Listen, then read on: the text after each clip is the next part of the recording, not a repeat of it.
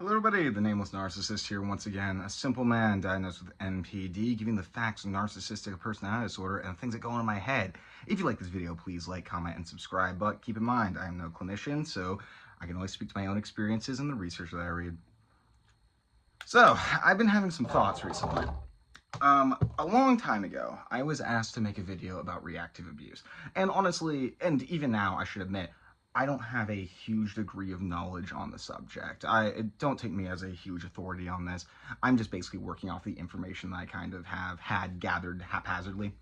But I thought that I would share some of my thoughts about it as a narcissist and as a healed narcissist, right? Because those can be very different things sometimes. But yeah, the more that I hear about this term, the less I like it, if I'm being honest.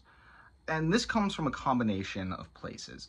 The first one is, well, my sister having been in a very abusive relationship, probably still is, and how that has kind of panned out, and viewing how her actions have escalated. And here's the thing, I would say my sister had engaged in abuse prior to this relationship, right? Not with other like partners, probably, I'm not sure exactly, but at least in the family dynamic, which I'm not saying that, like, I'm not saying I was innocent, I'm not saying my parents were innocent, just really screwed up family dynamic.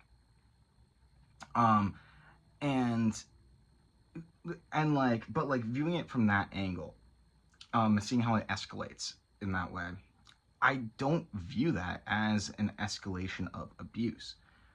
To me, it only reads as self-defense, even when some of the actions were blatantly aggressive on her end, right?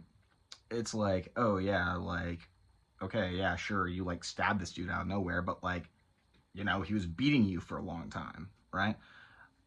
Outside of, the only thing that I can really think of to justify the terminology in itself to make this feel kind of right in my eyes is to justify it using like a legal, like the purpose of a legal reasoning. Because it's like, okay, sure, if you were, okay, let's say this, okay, this is going to be extreme. Remember, I'm a narcissist. I think in black and white, so I go to extremes immediately.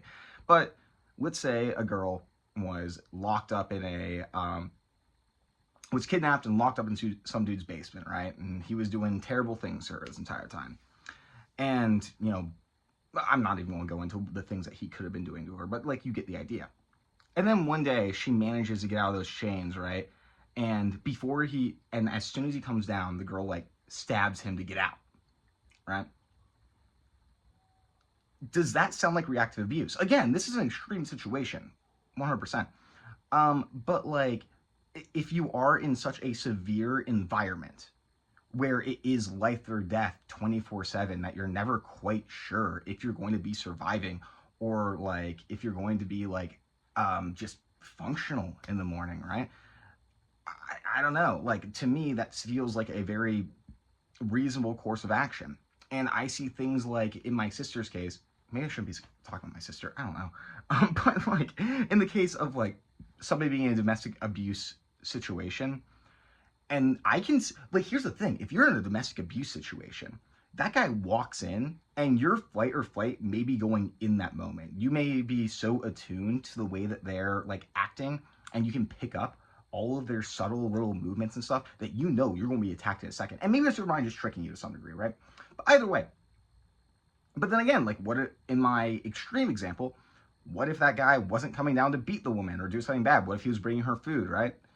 It doesn't really matter, at least not in my mind. It feels very much justified in a lot of ways. And so that's one of the reasons that, like, the term, like, why is this a term when it could just be like, you know, like self-defense in a lot of cases? And again, in fairness, this is for extreme cases that I'm talking about in this way. And that kind of brings me to my little bit more developed into a healthier kind of mindset, right? Because I've talked about this a little bit with Dr. Ruth about reactive abuse being used as an excuse, right? Because let's take a much more, and here's a big issue with a lot of the ways I'm thinking about this too, is that like, my black and white thinking doesn't leave very much room for middle ground. So the nuances of these situations might be lost in what I'm talking about and the examples that I'm giving. But let's say let's say that there is a woman who is in like an emotionally abusive relationship, not to a horrific extent, but to a point that you'd be comfortable saying, yes, that's toxic, probably abusive, right? And this woman uses that, and because of the dysregulation that causes that woman, she does resort to physical violence at times.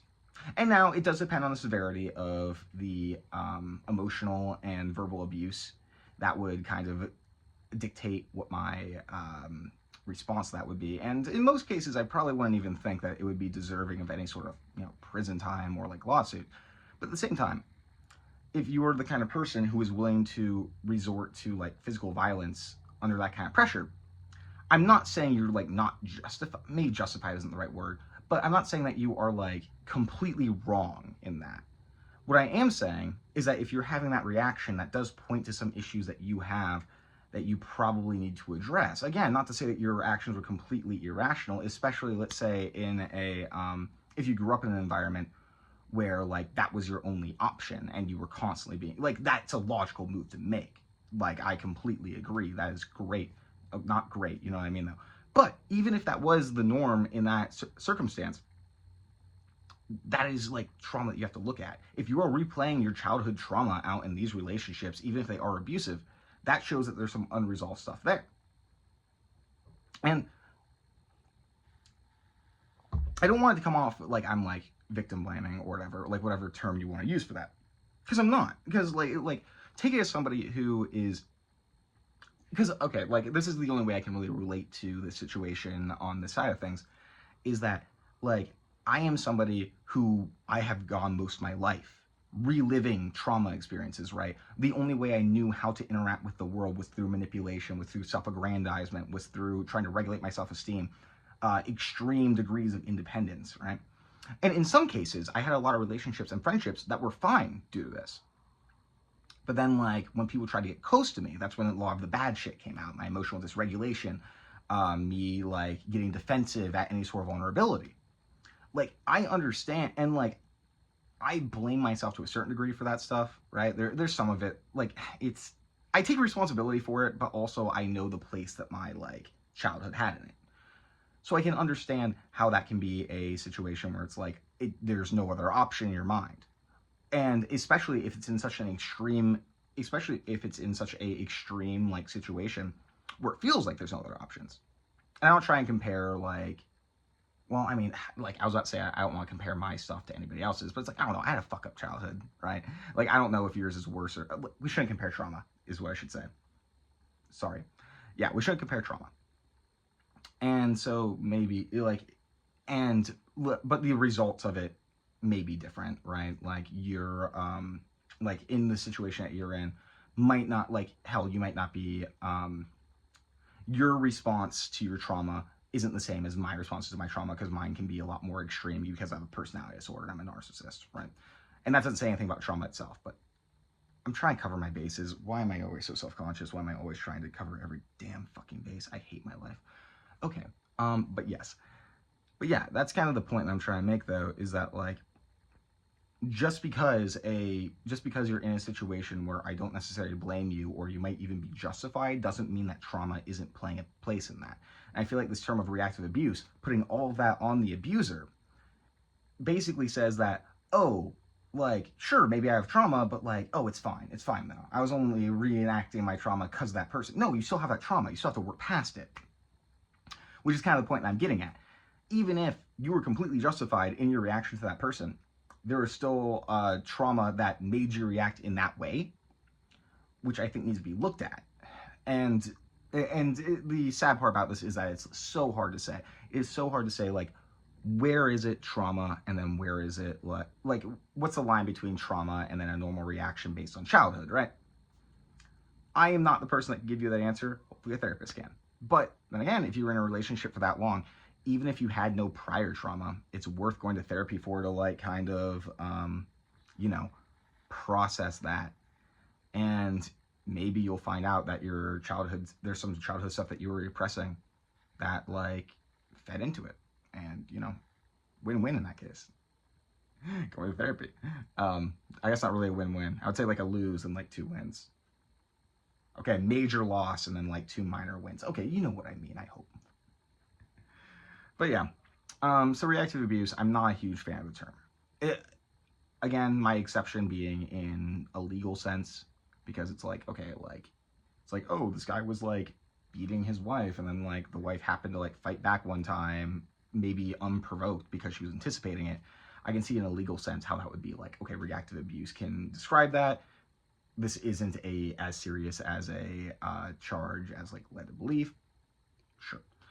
In terms of somebody's personal growth and healing and hell, to some degree, the morality behind all of this, I guess I don't agree with it.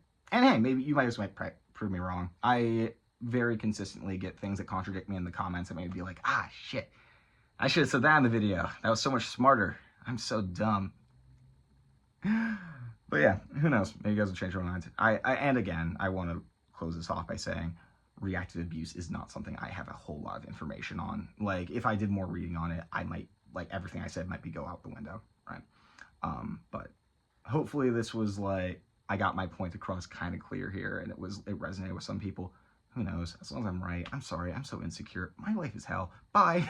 Take your fucking meds, please.